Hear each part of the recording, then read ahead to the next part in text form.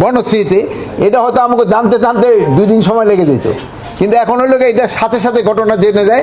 এই জন্য আমরা ভাবতেছি যে বুঝি আইন শৃঙ্খলা পরিস্থিতি বুঝি একটা খুব বড় ধরনের কোনো রকম হয়ে গেছে। এই ছোটোখাটো ঘটনা এটা সবসময় আগেও ঘটছে,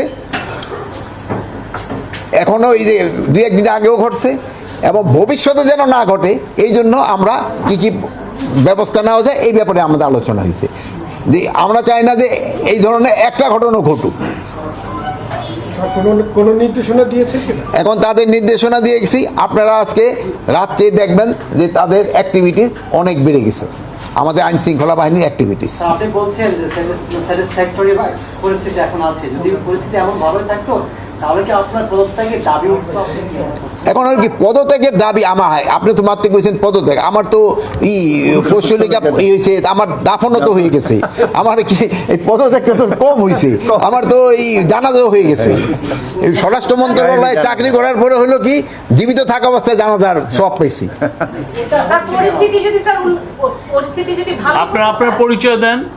আমার নাম শারমিন নীরা, একাত্তরে কাজ করি। হ্যাঁ, চেনে না কিছুটা হলো।